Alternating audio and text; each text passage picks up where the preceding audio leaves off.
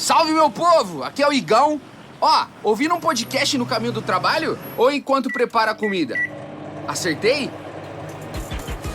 Mas uma coisa que eu sei é que cê tá aí no corre. Hoje em dia, todo mundo é correria. Parece até que o dia tem mais de 24 horas. É por isso que Rexona te dá muito mais proteção pra você encarar a sua rotina. Rexona, proteção superior a 72 horas por dia. Rexona não te abandona.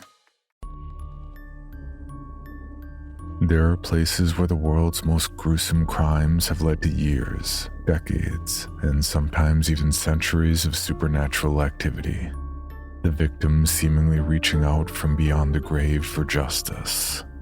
Those locations are in Creepy Places, a true crime podcast. And I am your host, John Grills. Join me in these creepy places if you dare, as we dive deep into the epicenter of true terror.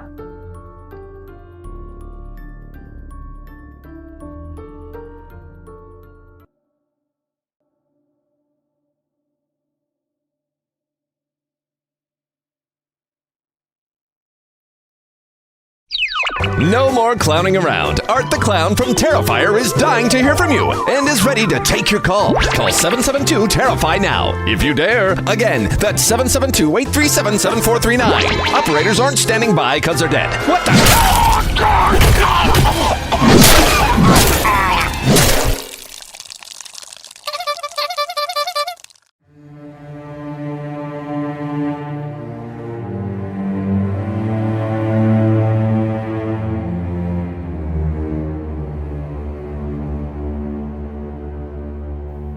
Hello, and welcome to Scare You to Sleep.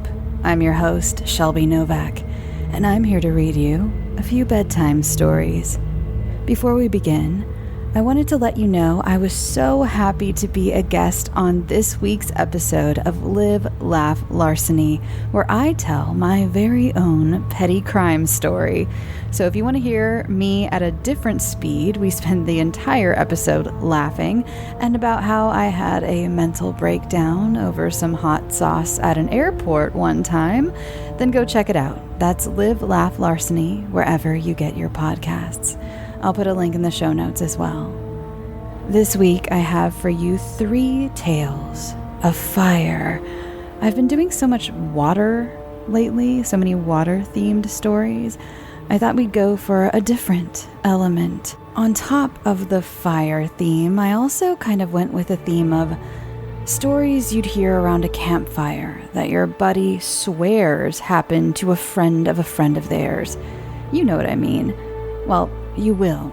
To give a better example, this whole episode had me yearning to watch an episode of Are You Afraid of the Dark? It really has those vibes.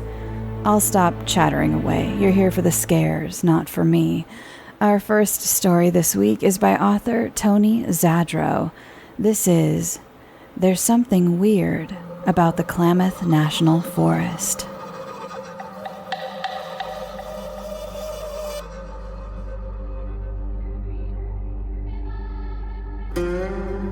I'm a U.S. Forest Service hotshot with 11 seasons under my belt. Every forest has its quirks, I should say. Every crew has a story about odd goings-on from fires they've been on. But here's mine. The year was 2013, and I was a fresh-faced rookie reporting to my first assignment on a Type 3 engine in the Shasta Trinity National Forest. I was a seasonal worker at the time, so the rest of my crew had already been there about a month.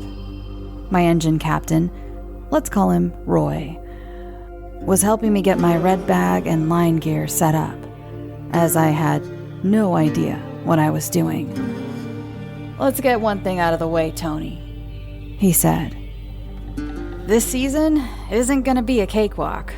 I know this is your first season, so I'm going to give you all the tools to succeed if you want to make a career out of this." Roy had been working for the Forest Service since the mid-90s and had experience beyond his years. As I put my hard hat and gloves in my seat in the engine, I looked back at what made me want to do this job.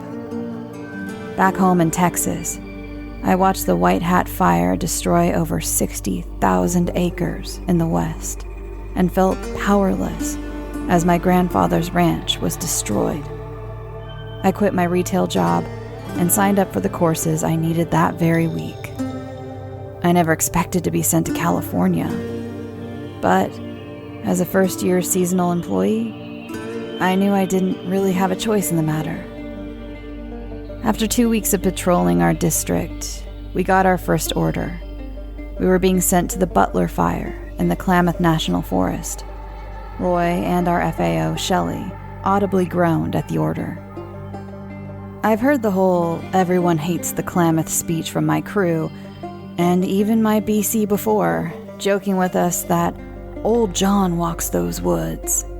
But eventually, I asked why.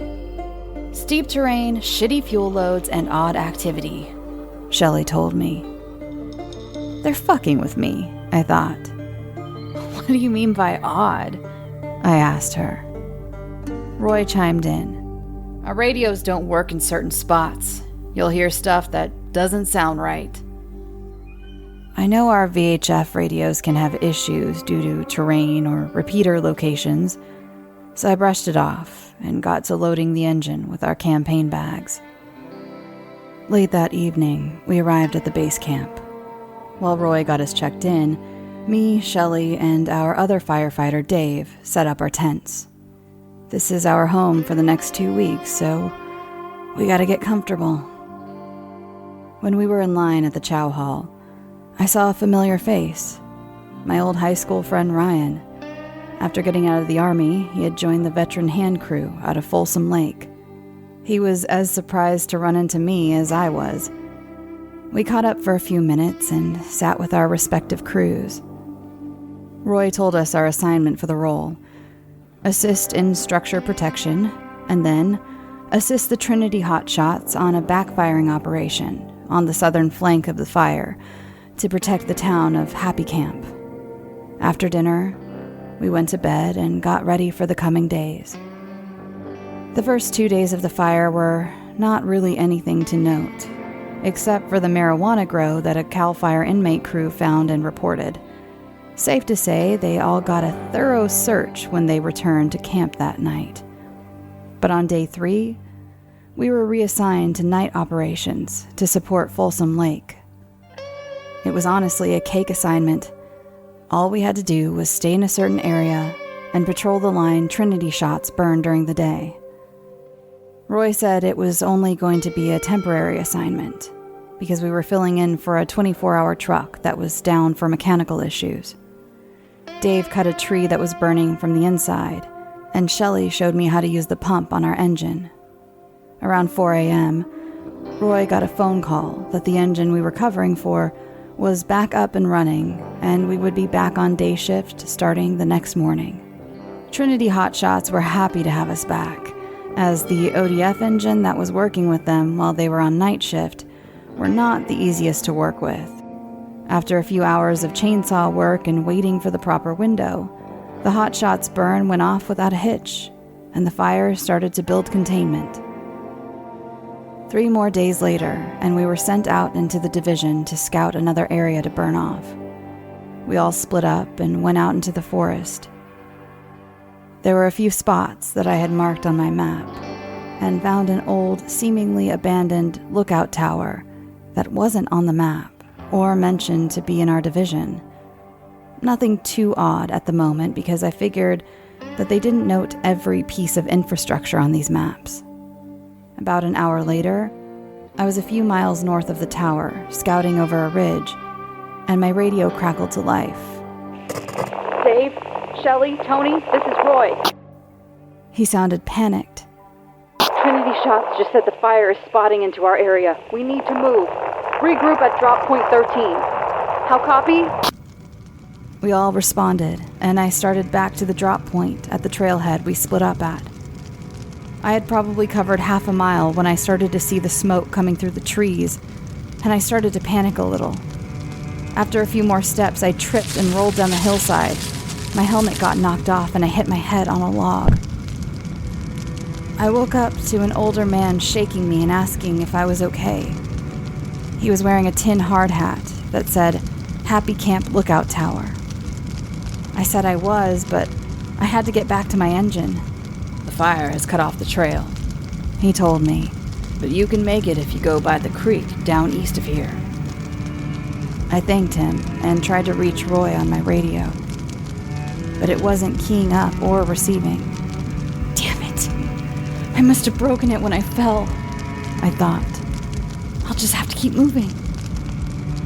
After 20 minutes of moving through the forest, I found the road that led to the drop point where we were supposed to meet.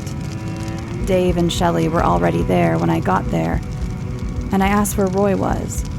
"We haven't seen him, and can't get him over the radio," Shelley told me. Dave radioed our task force with our situation, and a search began once aircraft went in and put the fire in check. Oddly enough, my radio worked just fine, and I heard everything after that. They found Roy around 1900 under a fallen tree. They said he was killed instantly before the fire had a chance to get to him. We returned to our base the next morning with heavy hearts and a mandatory 2-week vacation. But I couldn't get the man who helped me out of my head. I didn't realize it at first, but it was weird. That tower couldn't have still been in use, and his tin hard hat and dirty orange shirt looked like it belonged in the training videos we watched from the 70s. I didn't tell Dave or Shelley about it because I thought that they would make fun of the rookie seeing things in the moment, or he's too scared after what happened to Roy. So I kept it to myself all these years. Shelley and Dave left the Forest Service a few seasons later. Nowadays, I make my living as the assistant soup for the Texas Canyon hotshot crew in California, alongside Ryan, who transferred to the Forest Service 5 years ago.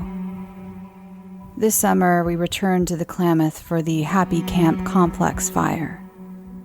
After 4 straight days of cutting fire line to Blackburn off of a ridge, I saw it again. The lookout tower. Even more unkempt than I remembered it. And I remembered Roy, the man who took me under his wing as a fresh-faced 22-year-old and taught me almost everything I know today. Crew 13A from 13B. Tony, you up on crew? I heard Ryan call me. We had split our squads to tie in the line between us and the line Roosevelt hotshots had left unfinished the night before. "Yeah, Ryan, go ahead," I replied. You bump ahead of the crew to me. We're only about a quarter mile from y'all, but I don't think I can. My radio cut to static. "Affirm. Give me about 5 minutes and I'll tie in with you," I said, curious as to what he was seeing that couldn't wait the 45 minutes until the line was tied in. But I knew it couldn't be good. When I got there, nothing could prepare me for what I was going to see. By Ryan's squad were skeletal remains. Easily could have been there 50 years, unnoticed by anyone. We had been trained on what to do if we find human remains on fires. National forests, on paper, are ideal places to discard of murder victims or to commit suicide. This was different. We called it in and sent Ryan's squad to finish the line and hold with my squad. The 2 of us stayed with the remains until our task force and law enforcement arrived on UTVs. While examining the body under his torso, they found remnants of an orange shirt, and about 20 feet away, almost completely buried in the dirt, there was a tin hard hat. I picked it up and read, "Happy Camp Fire Lookout," on the sides and on the back. Written with an office-style label maker was a nameplate, Diaz. It turns out that fire lookout Jonathan Diaz had gone missing on July 17th, 1976, scouting out a fire he had reported the same morning. A search was launched, but he wasn't found until Ryan and his crew went down the game trail that he had been using all those years ago. On the way out, we passed a plaque on a tree.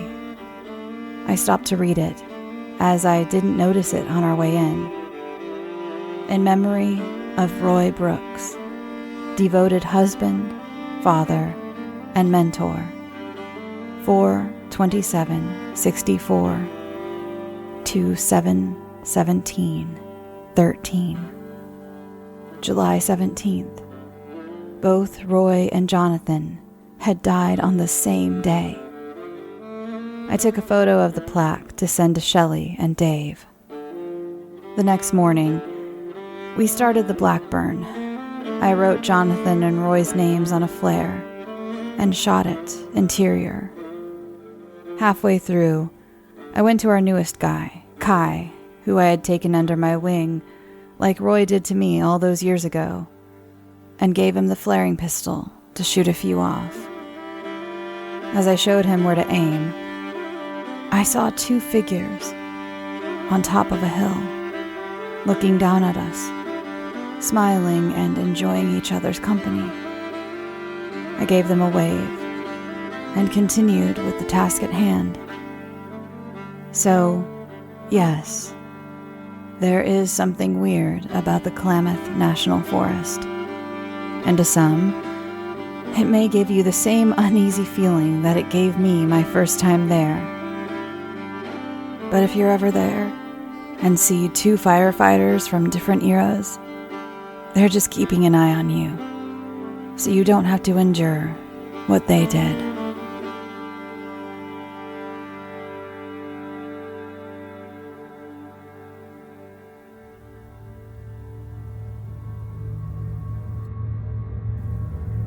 Our next story is by an anonymous author. This is Hell's Fires.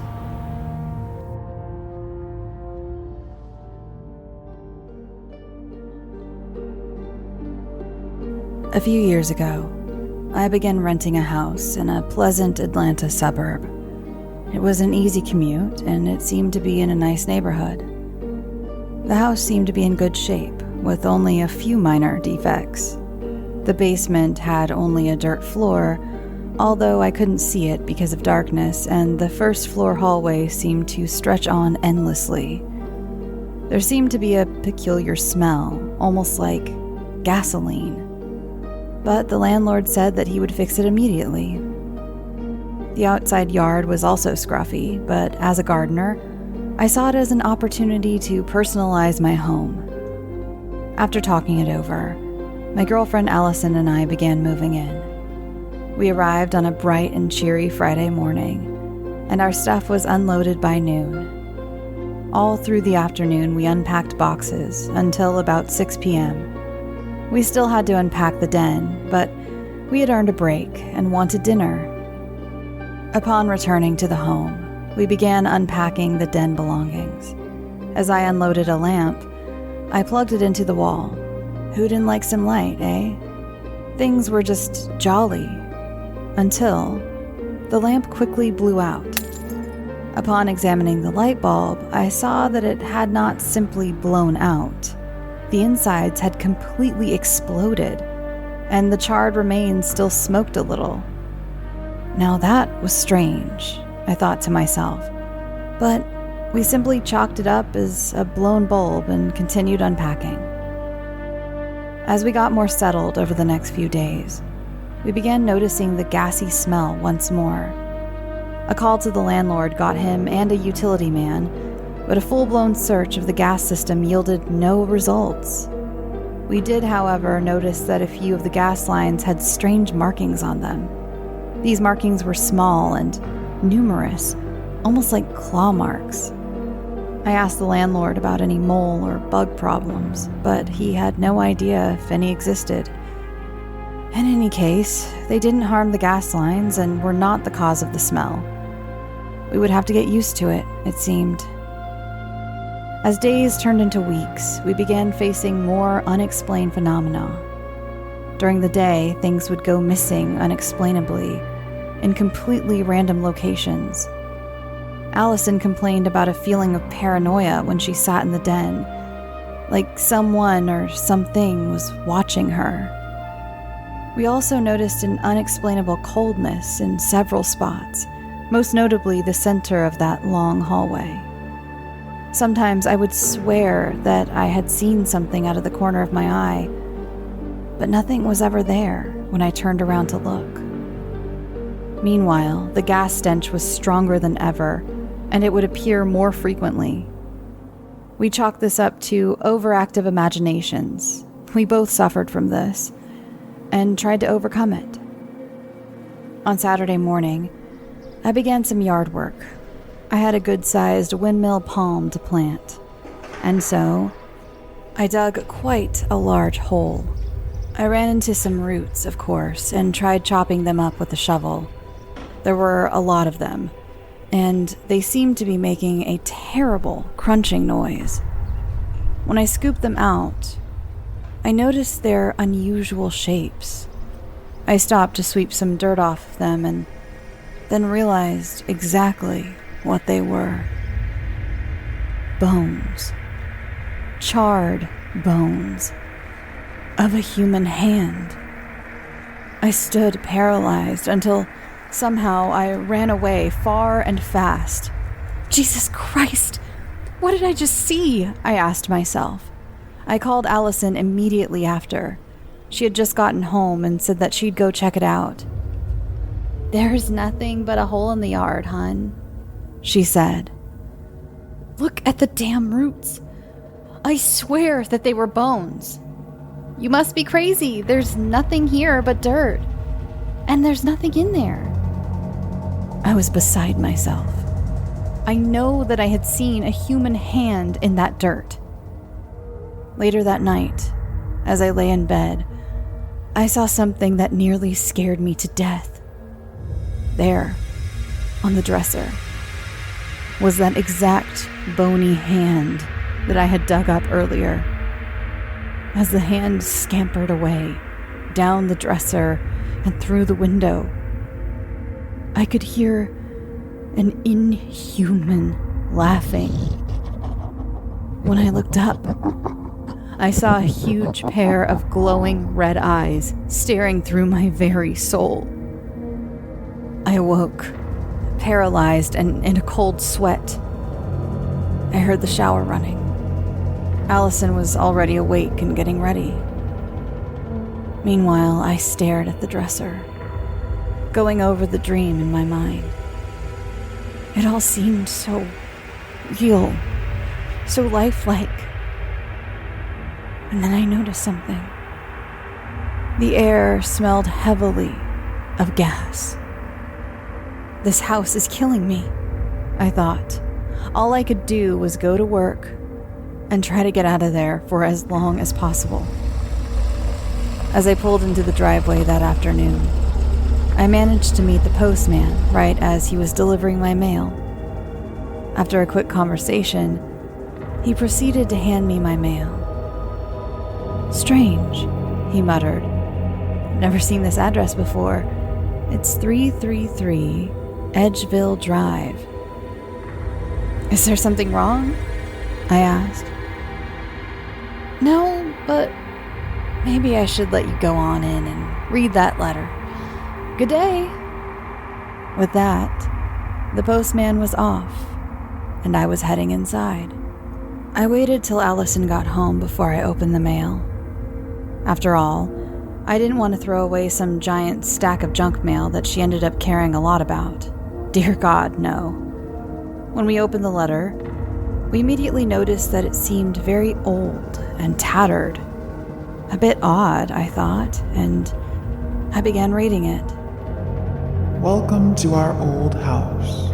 You found us, and now you can never escape us." It cut off there. After rereading the letter and spewing a few F-bombs, I checked the address once more. "There's no way this can be right," I yelled. The sender address read 3088 Forest Park Road. Our house address. Suddenly, a huge crash came from the basement, along with the gassy smell. As I peered into the abyssal darkness from the basement door, I faced dread like never before. I just knew that something bad was going to happen. While Allison stood at the top of the stairs, I marched down the stairs, armed with only a flashlight. As I descended those stairs, I felt like I was being eaten up into the earth. I felt like I was sinking. The gas stench down here was almost unbearable. After checking around the basement, I called to Allison. Nothing here. Whatever made that noise is gone now. As I began to move back to the stairs, I felt something against my foot. After jumping 3 feet and screaming like a girl, I noticed a small mound of dirt near my feet. What's more, there were quite a few of them appearing all around the basement floor.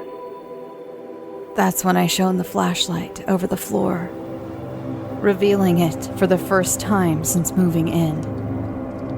I saw a huge pentagram, painted with a mix of blood and ashes. That's when I realized that someone had sacrificed bodies here. They doused them with gasoline before burning them up as an offering.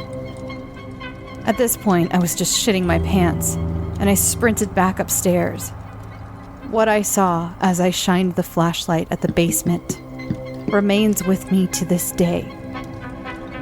Over a dozen charred human hands burst forth from the ground, writhing toward me at the stairs.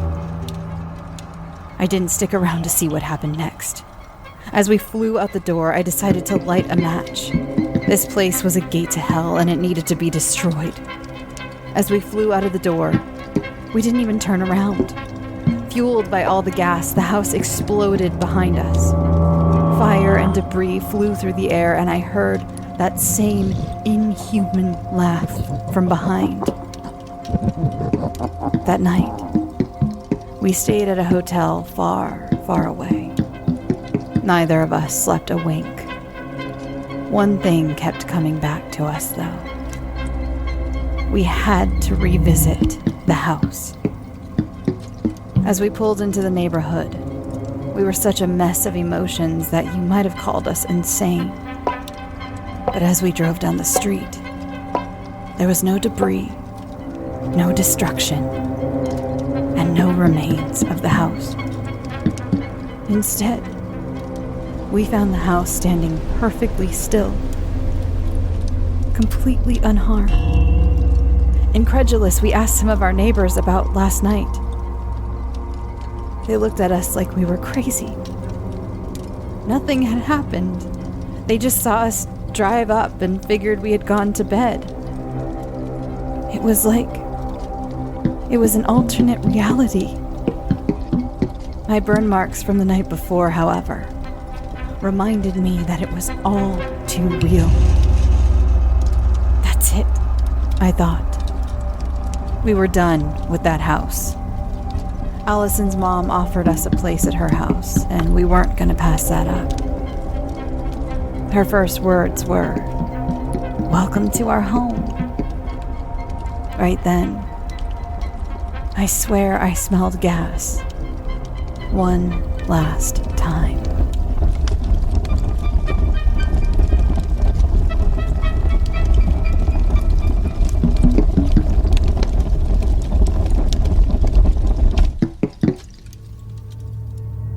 And our last story of the evening was written anonymously. This is Firestarter.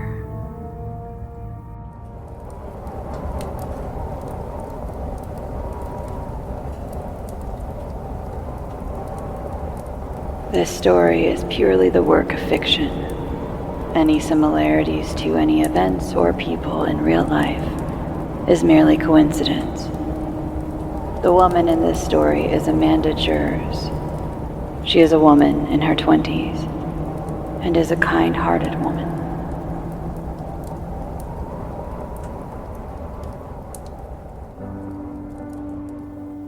It's a normal afternoon.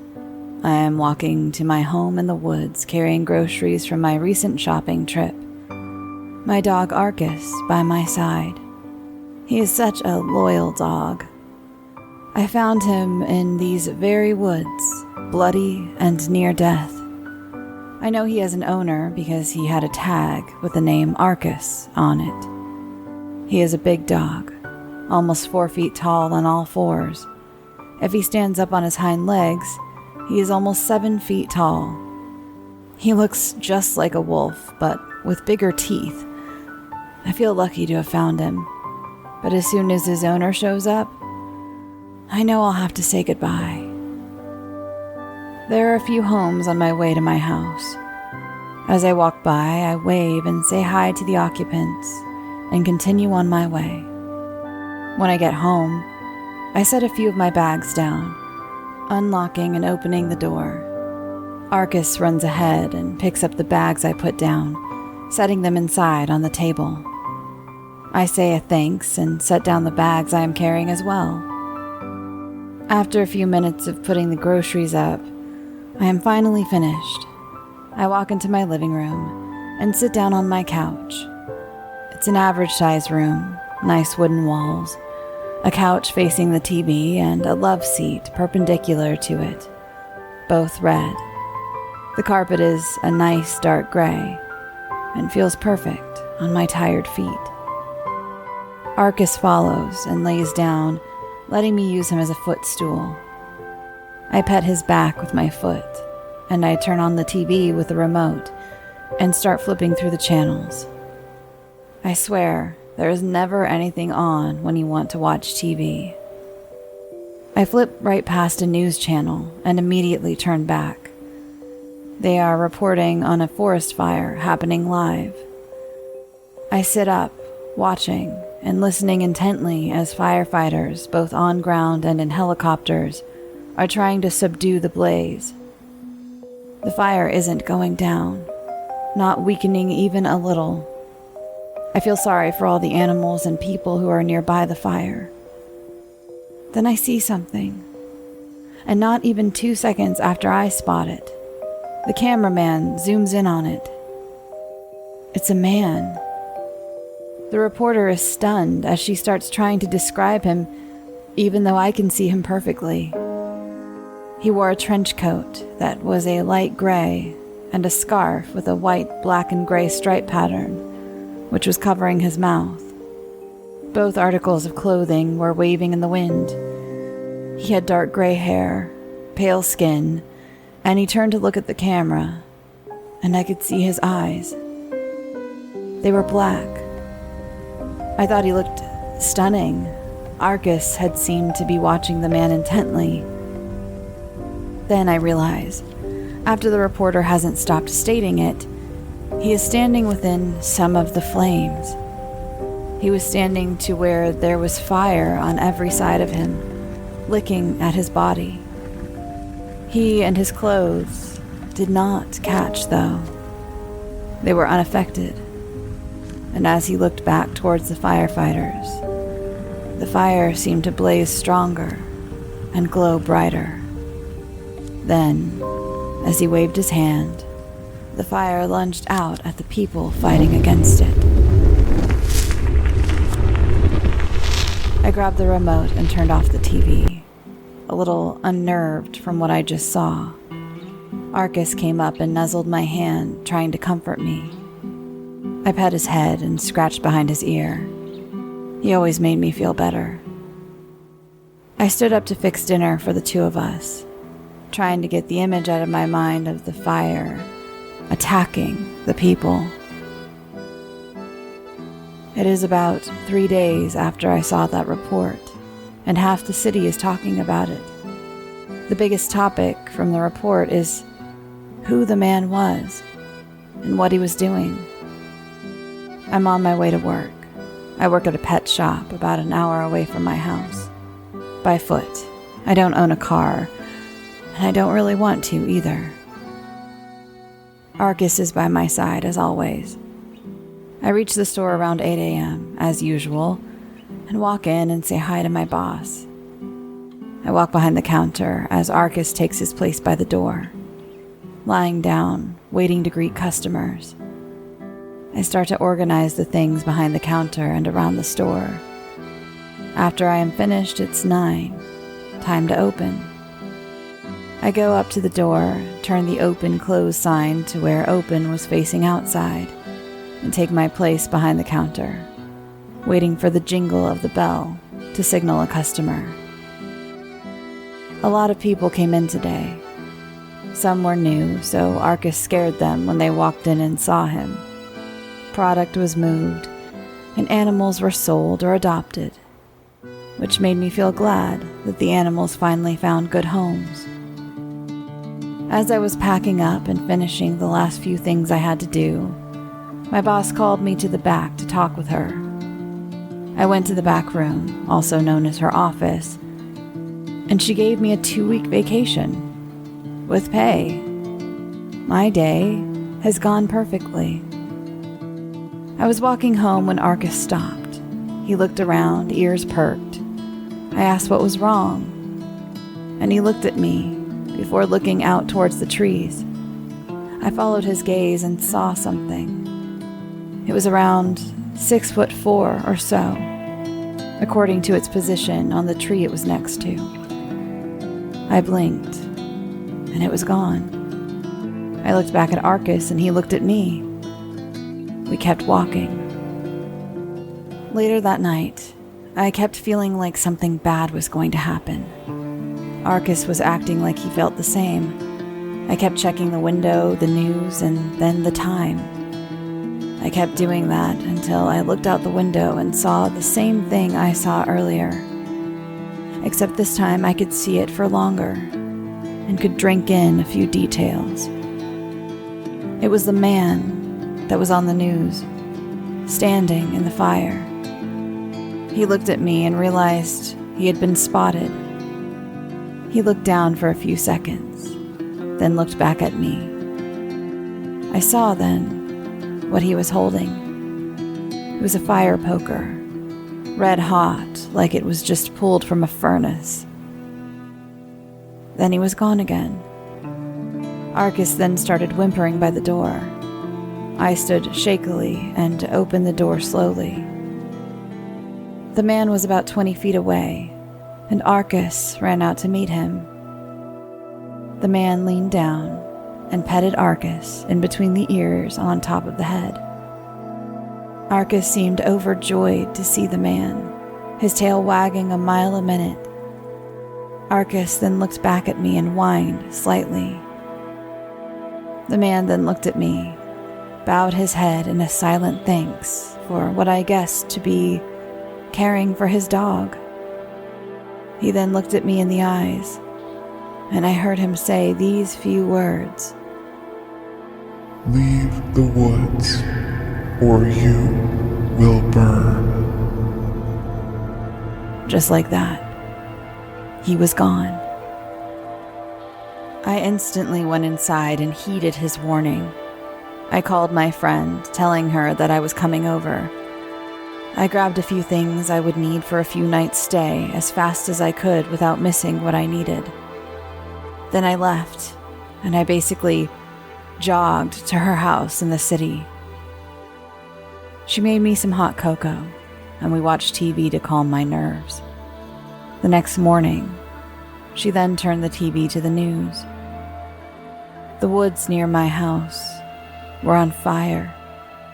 The reporter was talking about how it had to be arson since it wasn't the dry season. Then I saw something in the shot. A dog. It was Arcus. He walked towards a man. The man stabbed something into a dead tree and it set fire instantly. He looked towards the camera, and he and Arcus vanished. I then moved in with my friend and have been living there for weeks. I just don't feel safe without Arcus. I couldn't stop thinking about the man and where he could be and why he was doing what he was doing. Lighting fires, I just don't understand it. I see him on different news channels. There's news about wildfires. I can tell if it's him or not. It seems like he does not want any people to get hurt, but he will if they try to stop the fire. I looked up information on wildfires, and it turns out they help the environment more than hurt it. So I'm guessing he's just trying to make the forests healthier. If you see him, don't panic. He will give you about 12 hours to leave the area once he lets you know he is there. Just leave the area. He does not want to hurt you. He just wishes to start the healing fire. He and his hellhound. I never learned his name, but I call him the fire starter.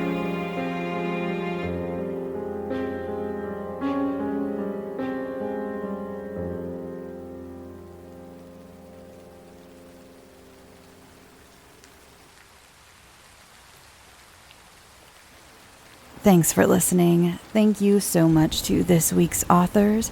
Don't forget to check out my guest spot on the podcast, Live, Laugh, Larceny. There is a link in the show notes, and they also posted a very fun picture of us all laughing to I don't even know what, because we laughed so much that episode, but there's a picture of us all laughing on Instagram, so go follow them on Instagram, won't you? You can also follow on Instagram this show at Scare You to Sleep, or me personally at Shelby B. Novak. Both of those handles also work for Twitter and Facebook. And I announced on social media, but some of you don't follow me on social media. That's okay. You've broken the cycle and you don't do social media, and good for you.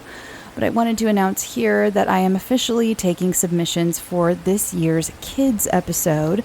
So if you have a little one in your life that is 13 years of age or younger, please submit to scareyoutosleep@gmail.com and have all those submissions in by September 30th. And this year, I put together a very short list of rules, and those are: no entries will be accepted after the deadline.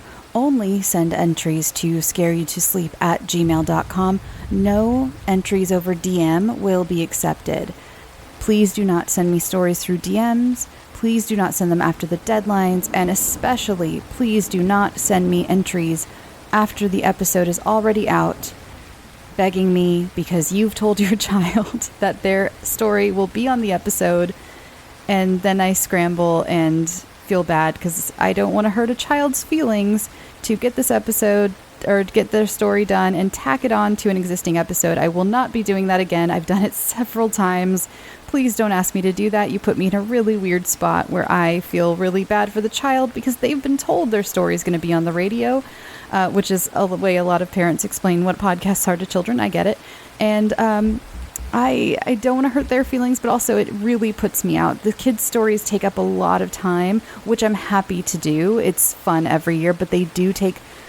It's probably the most difficult episode to edit out of all episodes I do, just because the stories are very short, and I like to jam-pack them with little sound effects because they're so much fun, and I can use more cartoonish sound effects than I can on the regular show, so please don't do that. Also, if you could please keep the stories at 500 words or less. Of course, I'm not going to toss it out if it's 503 words, but, just try to keep it around 500 words or less. That would be amazing. And this was not posted on social media as one of the rules, but adults who are looking over the kids' entries, please give it a double check to make sure nothing is plagiarized. I don't mind them using existing characters like, Momo, or I don't know, what Roblox characters or whatever, like IP. That's totally fine to throw in because kids that's what they know. But please just watch out for fully plagiarized stories. I've had that happen a few times over the last few years as well. It's honestly, I get asked a lot about the teens episode. It's kind of the reason I don't do the teens episode anymore. Unfortunately, that was becoming a real problem with those.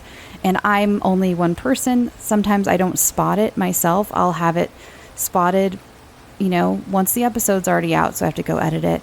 Or even I've had someone notice it like a year later who's new to the show and they're just catching up, and they're like, oh, by the way, here's a link to how this is actually this. And it's just, maybe talk to the kids, just make sure they're coming up with their own story. And that's more fun anyway. It's more fun to come up with their own story. Kids' minds are the best. They really are. I look forward to this episode every year because kids are, for one, brutal. Oh boy, are they brutal. They are take no prisoners. Everyone dies. And it's just really, they're so fun. The things they come up with, the creatures they come up with, it's so fun every year. So I feel bad even saying any of that, but it is just something that'll be really helpful. And all of that will help me be able to keep doing the kids episode, because if it gets to be, a problem where I'm getting contacted by someone that their property was, who was plagiarized from, or, again, like I mentioned before, like the late entries and the psychological warfare of being like, well, you're going to make my kid cry if you don't put their story on the show, even though I sent it to you a week late. So that's a little peek behind the curtain as well for how the show gets made, how the sausage gets made. And just like sausage, it's not pretty. It's not a pretty process. So anyway, let's move on to nicer things. Oh, and before we move on, one little thing. The kids, they don't understand plagiarism necessarily at certain ages. So I'm not mad at them. I don't fault them. It's just something that, I don't want to get sued. I don't want the show to suffer because of something that got, slipped through the cracks. So that's the only thing. I'm not mad at anyone. That's, again, the teens was a little bit of a different story. That's why I kind of stopped doing that one, because that was a different conversation. But the kids, I get it. They don't know. They don't know what plagiarism is. They can't spell plagiarism. So I totally understand. Okay, now we are moving on.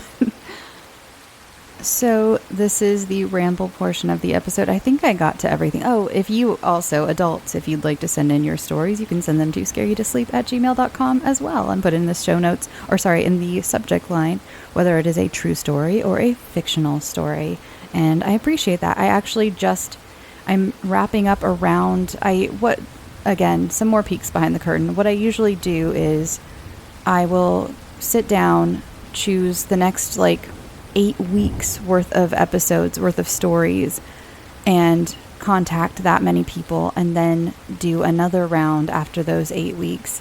And I am coming up on that time period where I'm going to be choosing the next 8 weeks of content. So that is to say, if you have sent in a story before in the past and maybe it hasn't gotten chosen, feel free to send it in again. I'm going to try to start remembering to announce these little rounds of stories. Send them in whenever. You don't have to send them in certain times, but it will be more guaranteed. Like I said, I'm about to be choosing stories. So if you'd like to resend in something to maybe to catch my eye a little better, or something you've reworked or something. I'm saying something a lot. You know what I mean? I'm going to be doing that next round. So send them in. Send them if you got them, or if you also have been sitting on a story or an idea and you want to write a story, the next couple weeks would be great too. And this next few weeks, it will be the round that will be during the Halloween season. So if you've got a good Halloween themed story, again, send it in. And it doesn't have to be just the next few weeks. If it is specifically for the Halloween season, please put that in the subject line as well, so I know to see it during that, or try to see it during that season. Okay, now let's get on to the ramble. I've talked so much. I don't think I'm going to do much of a ramble today, but I did want to say I told you I made those raspberry, those cookies I recreated from crumble a few weeks ago, or however, I don't know how long it's been, but I had taken some of the cookie dough and put it in the freezer because I didn't want to make a million cookies because it's just me. And I took some of that, baked the rest of it. It was half of an 8x8. That's how much it filled up in an 8x8 Pyrex.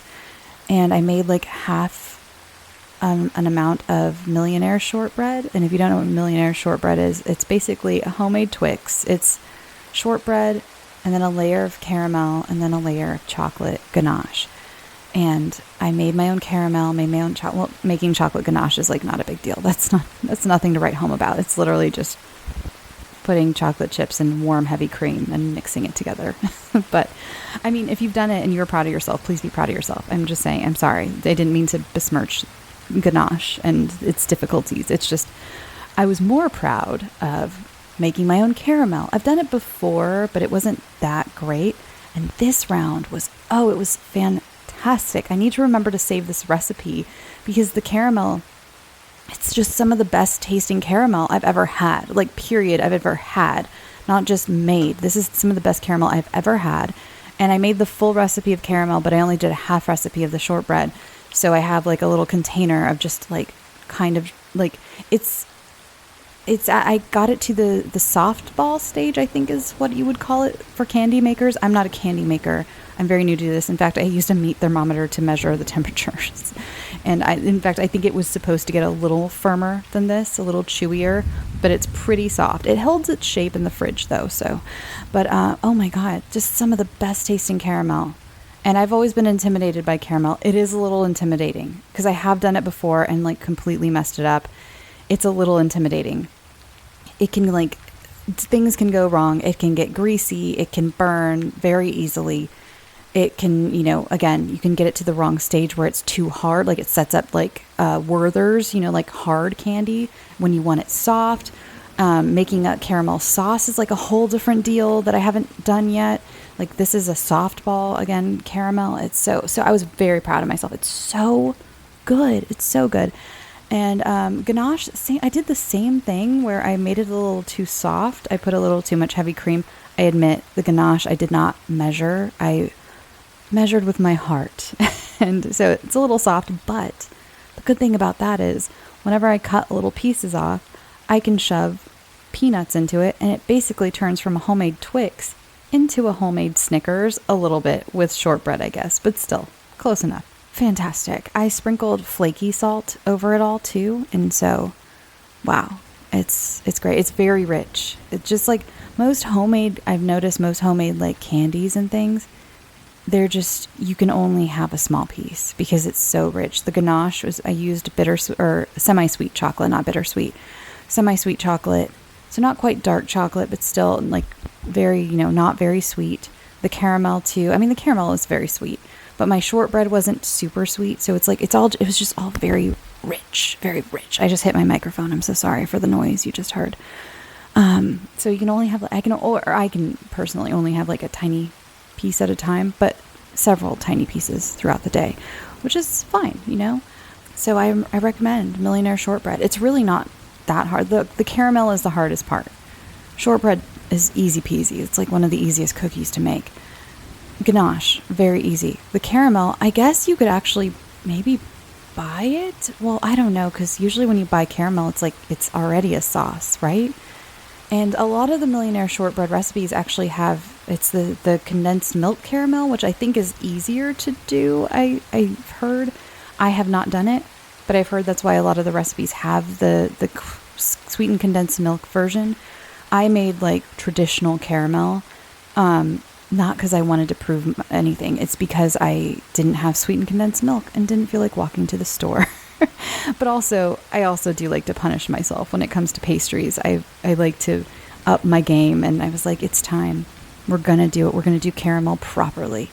So it was a combination of like, I don't have sweetened condensed milk. And I actually had to find a recipe that used like traditionally made caramel, because most of them have the sweetened condensed milk one, which again, I think is a little easier. So I recommend making some Millionaire shortbread this weekend.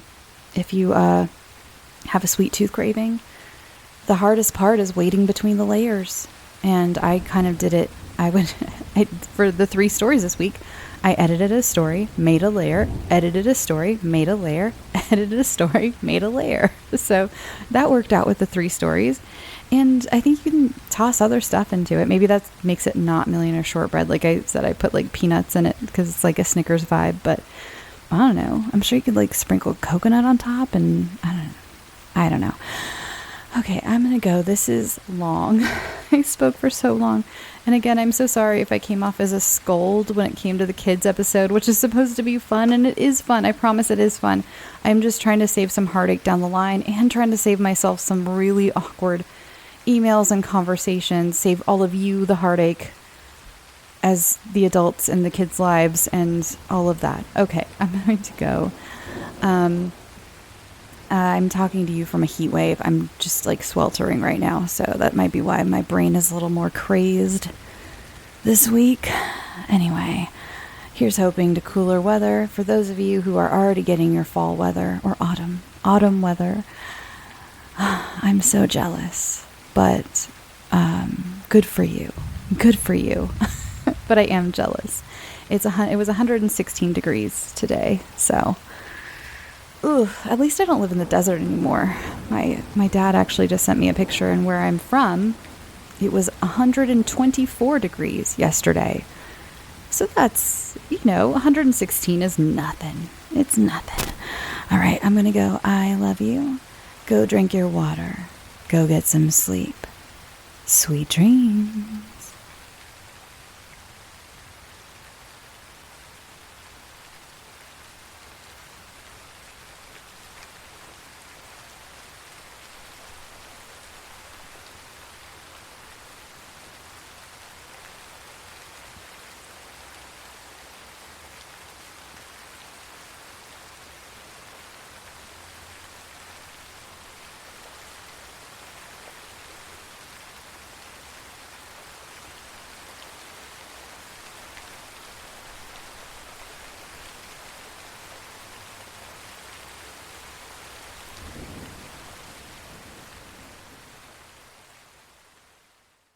Murder in America is a true crime podcast that covers stories from all 50 states, including stories of mass shootings, serial killers, and lesser-known murders. Do you find yourself doing more research after listening to a true crime show? Well, Courtney and I used to do the same thing, and that's why we created Murder in America. Our podcast dives deep into each case. Our storytelling will make you feel like you're right there within the case with us, watching it all play out, and we do not shy away from the graphic details. If you're a fan of true crime, then listen to Murder in America on Spotify now.